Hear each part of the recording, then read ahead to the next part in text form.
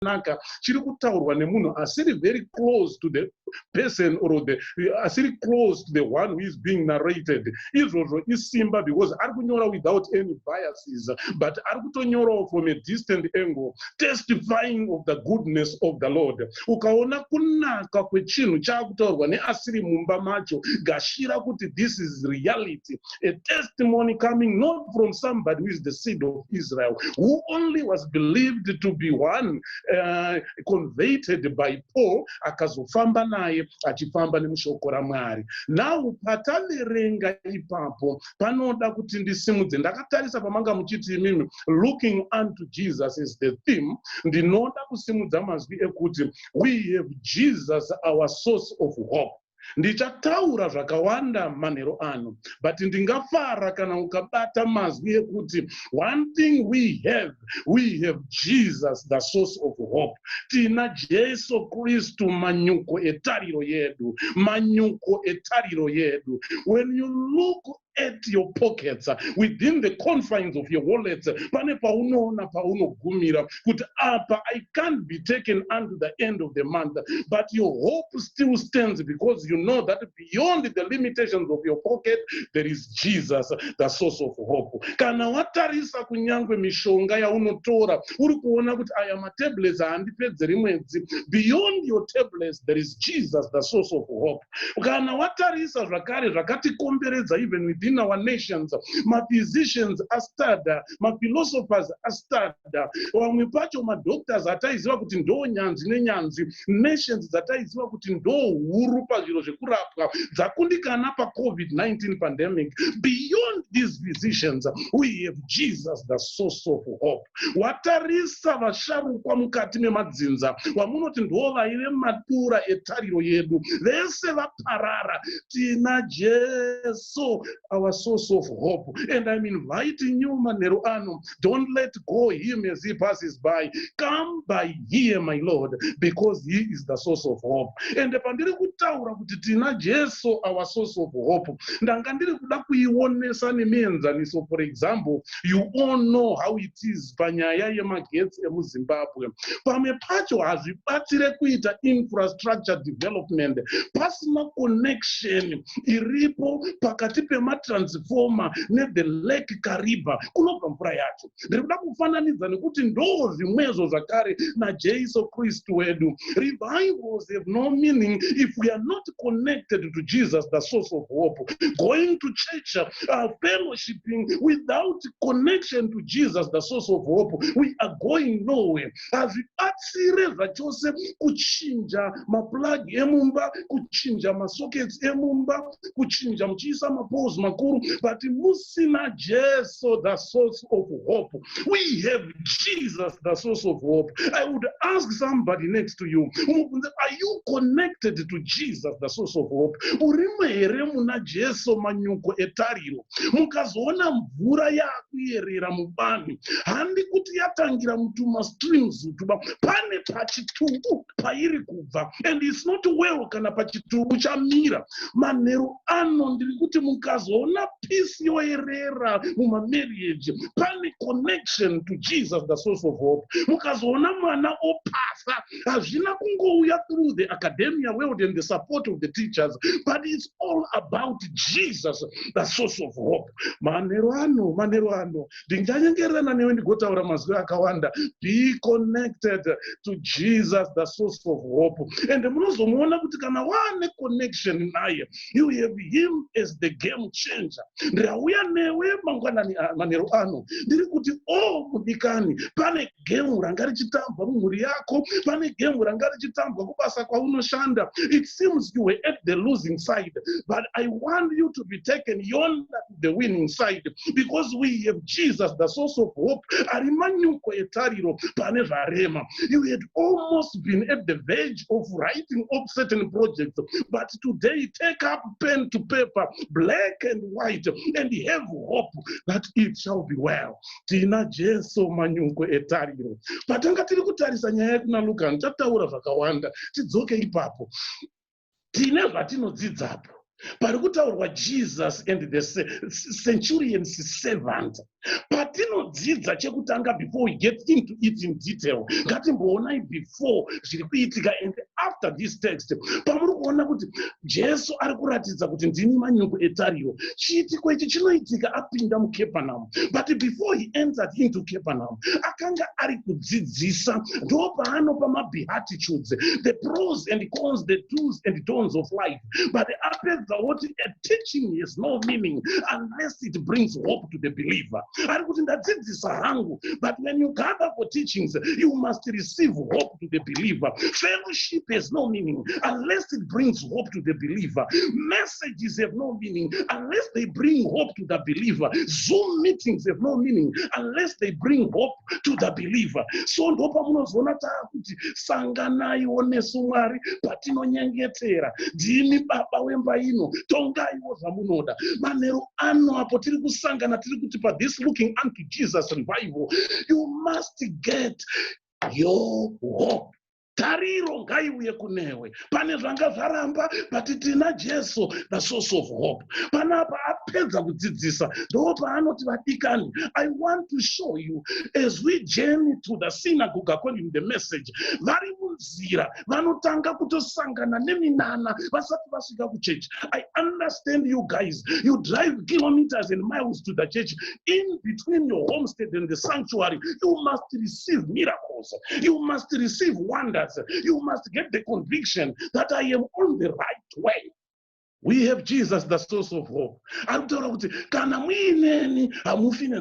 Why? Because the disciples had gone hungry. On a Sabbath day. Offend the Gentiles. Offend the elders of the Jews. But Jesus said, Sabbath has no meaning unless it delivers hope to the believer. We must rise against all doctrinal standards that are barring people from hope. Mitemo haina chainoreva kana iri kusiya vanhu vachirarama nenzara. Chikuru chii kuti vanhu vadya ura hwezviyo pane kuti wafa nenzara muSabata. Ari kusimuka achibvisa tumitemo. Don't do this, don't do that. Don't. It's too much when doctrinal standards are emphasized at the expense of hope. Pane vanosara vakabatira mitemo yechitendero. Jesu hasisina. Vamwe vachitotora nguva yekunge vachatirwisana kuti Sabata zuva rinofana kupindwa nderipi. Being worried about the Sabbath than the presence of Jesus in the Sabbath. We can observe it, we can observe the rules, but without Jesus, the source of hope.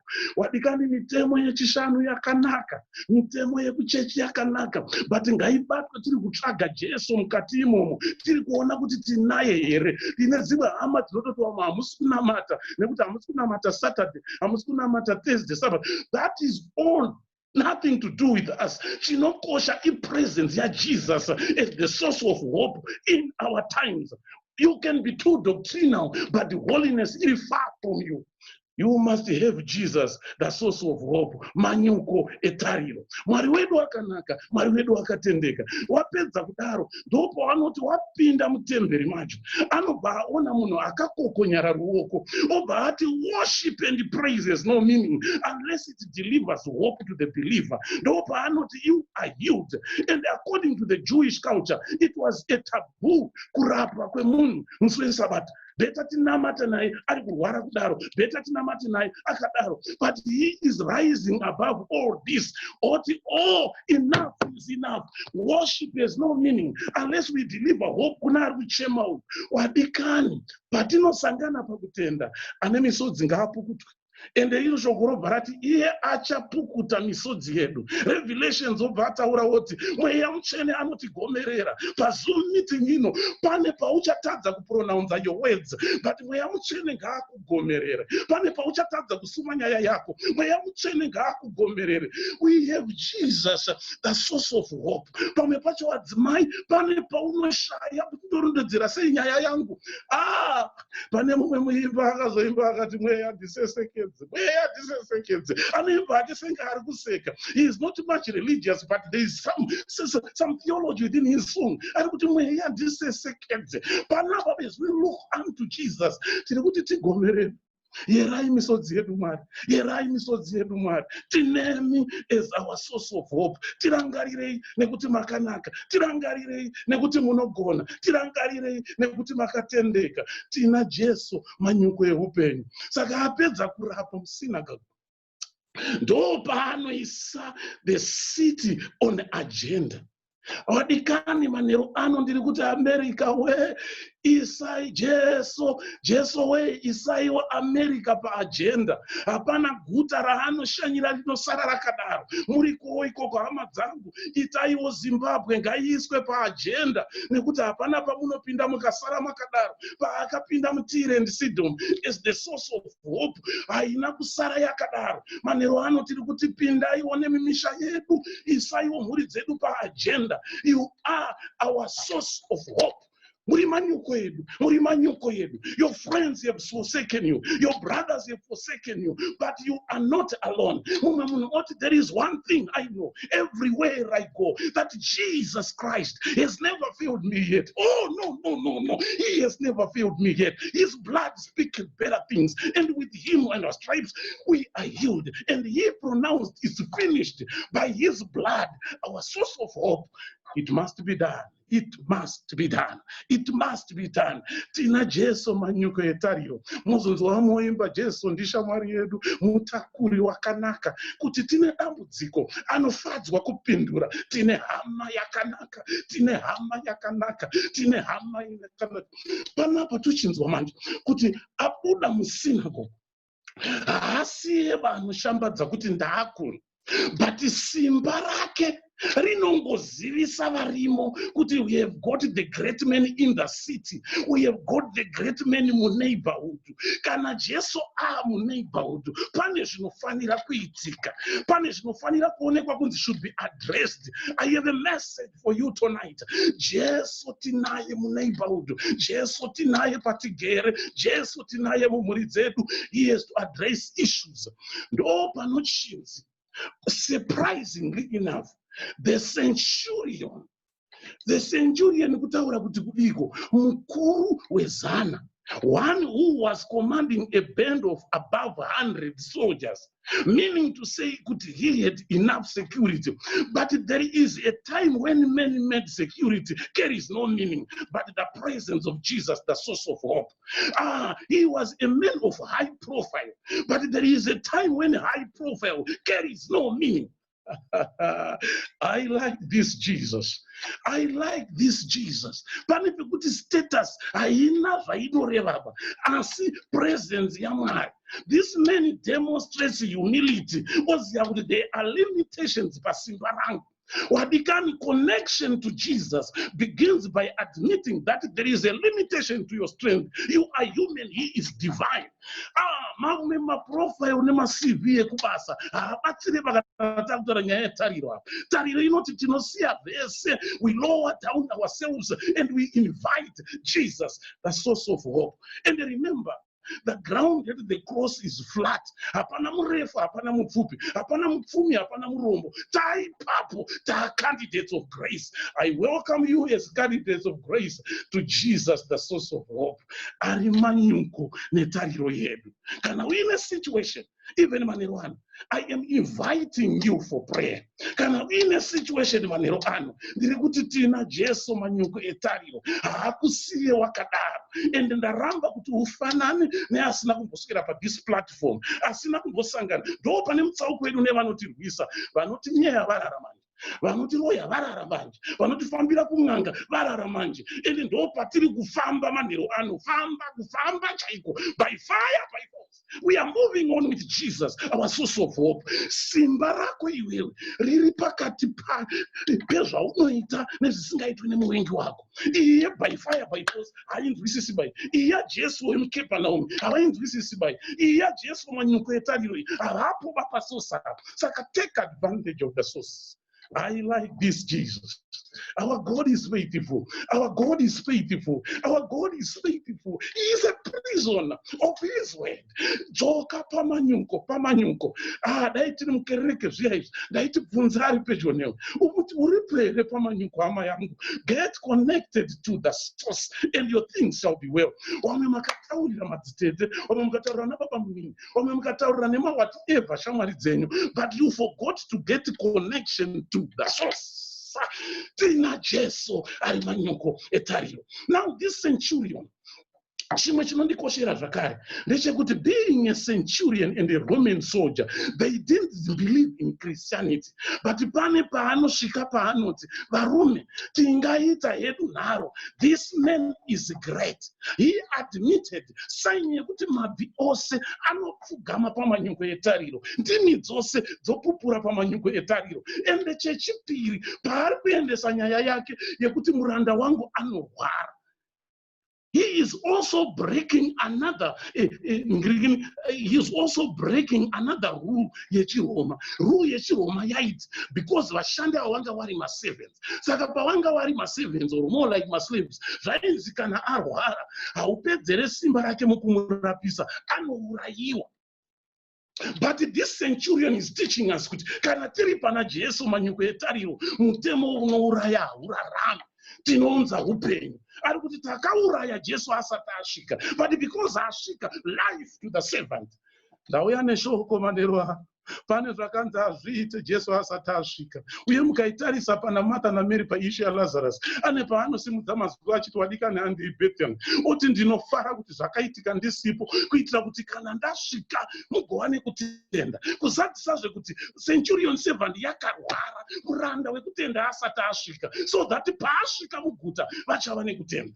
Now ndiri kuti kudiko tinodzidziswa kuti connection to the source begins by sending word. Send the word tonight. But tichapinda panguva yekunamata kuti Baba, remember me, oh God. I have a situation in my midst. I have a situation in my family. Remember me, oh God. I have a situation in my tribe. I have a situation in our nation Zimbabwe. I have a situation in our nation America. Remember us, Almighty God. Send a word. Send a word. Ndoko tinooneswa kuti zvinotanga nekutumirwa kweshoko. Ende panapa tinobva tadzidza kuti anotumira sei. Tinodzidza ne2 groups of people. I want to introduce you today to the essence of 2 groups of people. The first group, ndere vanhu vanotaura zvakanaka pamusoro pako. Yeah, it's power. Because they connect you to the source. Vanotaurawo zvakanaka zvaunoita. Munozviziva here imi kuti wadikani, paya paunorwara, kana uine connection nehufudzi, kana uine connection nasource, mufundisi anogona kutonamata achiti mabatireiko muvhangeri wangu, mabatireiko mustewardship chair wangu, mabatireiko mai vaya vekuimba, mabatireiko mai vepraise and worship, mabatireiko mudzimai wecommunity services. Saini yekuti mabasa anoshanda musi wedambudziko. And it's even biblical and theological, because mukatarisa nyaya yaHezekiah haana kurapwa nemaparacetamol, haana kurapwa nemanefidepine, akarapwa nemabasa. Oti check my record. Oh, I like this Jesus. Please, mabasa anoti connected to source. Anotibatsira as we send word. What am I saying tonight? Ndinokosherwa zvewadikani nekuti paanotuma, the first group remained reigns the elders. Vakanga vari vechiJewish ari muRoma, vaimupupurira zvakanaka. Vanosvika kuti murume uyu akawaka maguta edu, akatiwakira nesynagogue. Imagine a Roman soldier constructing a Jewish synagogue. Saini yekuti aiziva kuti pakuwaka apa pane source of hope. Tiri maRoma edu, we are against Christians, but isu we believe in Jesus. Ndinotenda murume uyu akawani kutenda kuti muRoma kudaro, but pana Jesu manyika etariro. Ndo panonzi akatiwakira maguta, akatiwakira synagogue. Saka arwarirwa, so uyaiwo murape servant yake. Apedza kudaro vana vachidzoka, anoti enough is enough. Ndinofanira zvakare kuita another group of people. I like this Jesus. Connection to the Jesus, the source of hope and power. In order zvakare kuti iite vamwe vanokupupurira ava ndevapi manja? Handi vanotaura zvakanaka chete, pane vanofanira zvakare kukubatsira kubuda muchinyangadzo. Because ava havana kuenda neyepraise manje, vakaenda neyeconfession. Kuti endai munotaura kuti muri mutadzi, ndakatadza. Wadikani, confession is power, and the confession connects us to the source. Hazvitadziba kuti uri kuchemera kurapwa kwemwana woti asi baba ndiri mutadzi, forgive me. Connection to the source of power.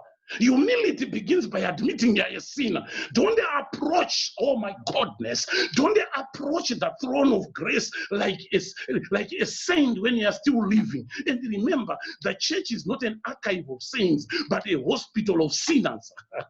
Church haisi panzvimbo inochengetwa saints vanoti takakunda, but chipatara chevatadzi. Oh, I like this Jesus. Saka ndopa anoti atumira wedzi, wechipiri wanotumirwa, wekutanga ndewakanotaura zvakanaka, pane anoenda zvachiti, mutadzi. Akatowatuma kuti dai motaura kuti ndiri mutadzi. Mukazoiona yakundopera, Jesu amunzira kuuya, closer within the neighborhood. Pane zvinofanira kuitika. Sign yekuti ukaona uchigutsikana kugara muchinyangadzo, Jesus is not yet in the neighborhood. Ukaona uchigutsikana kuridza hosho muchechi uine small house, Jesu is not yet in this neighborhood. Ukaona uchigutsikana kugashira chirariro uri kuroya, Jesu is not yet in the neighborhood.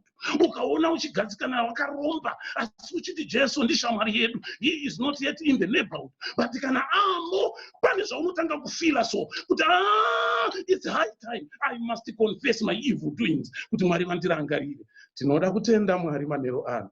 Tina Jesu manyuko eupenyu, tina Jesu manyuko etariro. Apo tiri kuda kupedzisa, ndinochikosherwa kunzi atuma these two. The first group raitaura zvakanaka, the second one rainotaura kuti mutadzi. Jesu apedyo nemusha wake, iye ega anosimuka wemene. Don't be contented with the intercession. Wapedza kunamatirwa, namatawo chaizvo. Wapedza kubatwa musoro nehupfudzi, namatawo chaizvo. Cast out some other demons, cast out some other forces. Wega pachako. We are looking and searching watendi. Panoti mfundisi yaimupedzisa takatanga kumba kwangu manheru. Takambochikasta chidhimoni semuri, but ndiri kuti chiuya imuchipedzise. Vanhu vanoti tiri parwendo, mufudzi ari parwendo, we meet pakati. To God be the glory. Vanhu vatinetsa nekuenda kumaprofita nemaapostles anouya every now and again muAmerica achitedzera every ministry. Zvauya asi pandima, ari pandima anoti, I don't build my hope in the pastor, I build my hope in Jesus that the pastor brings to me. Yeah. Oh yes, oh yes, oh yes, oh yes. Kuchinja ma-denomination, kuchinja ma-ministry, isaini yekutenda kushoma. Kuti unoda kubatwa musoro every prophet, uchita anoona. Iwe kana watenda, unoona because unenge wapa source of hope.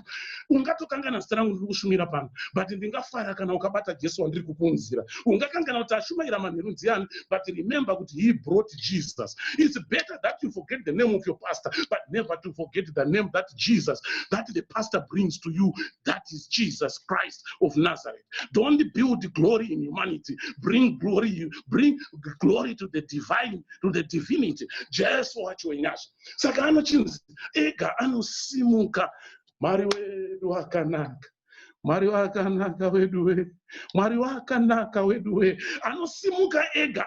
Kuzvinzwa ega. Ndoda kunyanza kutaura mudikani. Ukaona uchiri comfortable kuita zvaunowiga kumudzimai wako, wapedza uchinamata, hausati wakunamata muneighborhood yaJesu Kristu. Kana wavo pane zvaunofila kuti this must go. This must go when you are connected to the source. Saka panapa the centurion anobva ati ndatuma hangu wekutanga, ndatuma wechipiri, regai ndisimuke ndega. Ndo paanobva amhanya. Usvika zvakare kusimbisa kuti ndiri mutadzi asi ndiri kudawo nyasha. Toimba kana ndiana haka anotadza, tina murevereri Jesu Kristu, tine hama yakanaka. Mukupedzisa ndo paanotaura kuti hamukodzere kuti mupinde henyu mumba mangu. But nyangwe zvakadaro chakutadzisai zvinyangadzo zvangu izvi, but nepamusana pekuti muri manyuko etariro, distance is not a limiting factor. Distance is not a limiting factor. Jesu musapinde henyu asi prophesy a word. Muri kwamuri ikoko, my servant will be healed. Apo tapedyo kunamata manero anu. Ndiri kuti kudiko, distance is not a limiting factor. Tiri pana Jesu manyuko etariro. Itababa, prophesy a word over my servant. Prophesy a word over my academic career. Prophesy a word over my profession. Prophesy a word over my daughter who is not ill, who is not well. Prophesy a word over my employment. Prophesy a word over our tribe. Prophesy a word over our nation Zimbabwe. Vamwe muri kuAmerica pane zvaakuda kudai zvaita ndaenda kumusha ndano adresa ndega, but situation haisi kutendera kuti ukwire ndege. Tina Jesu asingadi ndege ba, anezwi rinoita risina passport inoda kudhindwa. Kana angoita chete ukati prophesy, anoprophesy. I want you to dedicate your situation manero anu. Oti baba, prophesy a word. It shall be well. Taurai baba, taurai baba. Your word is my command. Your word will never come empty-handed. I pray, I make a decree. Prophesy a word. Things are not well with my husband. Prophesy a word. Things are not well with my health. Prophesy a word. I need connection to the source. Prophesy. Taurai baba, taurai. Taurai, taurai. Ndiri kuna hangu kuZimbabwe, ndakagara zvangu pandigere pano. But ndiri kuti distance is not a limiting factor. To every listener of this word, I say, Lord, prophesy a word. Taurai baba. Taurai baba, taurai baba. Pane vane utano uri kurwadza, taurai baba. Pane vane BP iri kurwadza, taurai baba. Pane vakaiswa muquarantine, taurai baba. Pane vane hama dziri muquarantine as we talk right now. Quarantine kunza hausvikiko, but pane zwi rinoti iroro haritarise limitations of the lockdown measures. Rinoti kunyangwe zvakadaro tinotaura. Let your word be heard. Let your word be heard. Prophesy, prophesy, prophesy a word tonight. Prophesy your word over our situations. Prophesy. Taurai is baba. Taurai. A declaration was made, and the emotions were made. Jesus hakutaura manyuko esimba. Oti andisati ndamboona kutenda kwakadai. And pamwe pacho being surprised by the faith of the centurion, a Roman citizen by nature. Chinotaura chotodzwa panapa kuti kana connected to source, Jesu haashamiswi nesituation yedu, but anosamiswa nekutenda kwedu tiri musituation.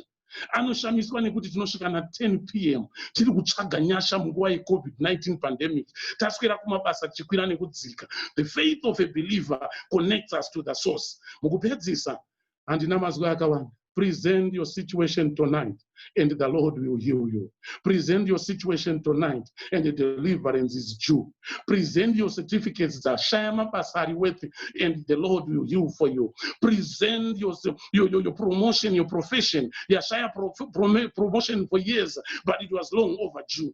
Prophesy a word, oh God, and the Lord will prophesy. Present your tribe. And the Lord will prophesy a word. Connection to the Lord is power. Connection to Jesus Christ of Nazareth brings in hope. Mustarababa, Rimana Komana, Neremia Anoera. Lord, prophesy a word regarding Namat. Kuna baba wedu akanaka. Baba wedu akatendeka mstara Jesu. Imimi mulambi nemukwaniswe upenyu wedu. The author and finisher of our lives. Imimi munoti kana mavhura masuo apana anovhara. Kana matanga chakanaka matiri amuzorore kusvika chabudirira. Ndiri kunamata nekuda kweungano ino. Ndiri kunamata nekuda kwehama dzedu dziri America. Ndiri kunamata nekuda kwehama dzedu dziri muZimbabwe. Ndiri kunamata nekuda kwehama dzedu dziri muAfrica. Pamwe pacho hatigone kusvika padziri. But in a good tender, distance is not a limiting factor. Prophesy a word. Pane wese aterera mwari. Pane vane ma situations awo. Prophesy a word. Pane vane nyaya dziri mudzimba. Dzavari kuti I can't be in every room, but prophesy a word. Tiri kusimudza maoko manero ano. Toti baba taurai zvamunoda. Pamunotaura baba you reverse all cases. Even vaya vakazonzi vakandotarisa after prophecy mercy of the word. Vakaona zvanaka mugere arapwa. Manero ano, we want to see transformation and restoration of our situations. Kana mataura izwi, and we need testimony of your word. Itai pali nema testimonies. Eva chati pa Zoom revival here. Ndakasangana nenyasha dza Mwari. I was connected to the source. We break all strings, not the source. We break all cases that are against it and detrimental to success. Mweyawe udofu, prophesy a word. Mweyawe urombe kuvana vedu, prophesy a word. Mweyawe drug addiction, prophesy a word. Mweyawe upombwe, prophesy a word. Urwere wakaiswa nevavengi, prophesy a word. Pane zvose zvatadzikwa nana chiremba, prophesy a word. But this COVID-19 pandemic, prophesy a word. In America, in Africa, in every continent under the universe, prophesy a word. Kumabasa kwedu kune zvakasungwa zvinotitarisira kubudirira, prophesy a word. Tinokutendai Mwari, tinokunamatai. Even kuministry yavana venyu, Rev Nyagato Baba, Rev Nyagato Mai, prophesy a word. In their families, prophesy a word. Utungamiri wese wekereke, prophesy a word. The UMC in totality, prophesy a word. Nekuti makanaka uye makatendeka. Tinokunamatai, tinokutendai. We have even the ongoing homosexuality issue. Prophesy a word. We need to hear you speak over our situations. Tinokunamatai Baba, tinokutendai. Tichengetei kubva zvino nekusingaperi. Amen. Amen. Regai nditi ndinodzosera nguva kumubati wechigaro ndichikutendai nekuda kwemukana uno. With Jesus we will never go wrong, for we are connected to the source, and don't miss this connection. Muzita raBaba, reMwanakomana neremweya anoyera. Amen. Amen, amen, and amen. Wow, wow, wow. Dears Reverend Risinamodzi, kumukana 4 o'clock.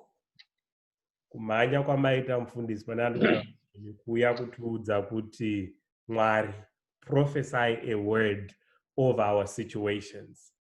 Hamene kuti chinyi but zvanzi prophesy a word. Takangotarisa pana Jesu. Ndakomborerwa ini. Hanzi confession is powerful. Chokwadi pane zvizhinji zvatakakanganisa. Asi tinongoti Mwari mukutadza kwedu nemukutadza kwevamwe, Mwari, just prophesy a word. Mandibata shoko ramai naro randibata mufundisi hanzi, don't let him go by without you touching him back, because to be connected to Jesus, pane the source of hope, source of hope, source of hope. Handichada kutunidzira zvakawanda tinovafundisa vari pakati pedu vachada kusira nguva, but munhu waMwari kusatenda uroi. Ndoda kutenda DS nekumuka neshoko ramatipa. Panguva ino ndichambopa kuna gosa vedu kuti vatitendere shoko nekungotitendera vamwe vese vanga varipo, then ndozopa kuna Reverend Jonas vari pakati pedu kuti vagozotitenderawo vese vanga varipo nhasi, chiincluda Murero Kwamasenda, vafundisi vese vanga varipo, Dr. Masarira, Reverend vedu Risinamodzi nevese vabva kumachechi nekunzvimbo dzakasiyana. Taizokumbira kuti zaizotinakira kuti pekupedzisira vese vapedza, DS vedu varipo mozongotipo munamato wekuvhara nenyasha. But panguva ino tichazongosiyira kuna gosa vedu. Over to you, Baba Jechet.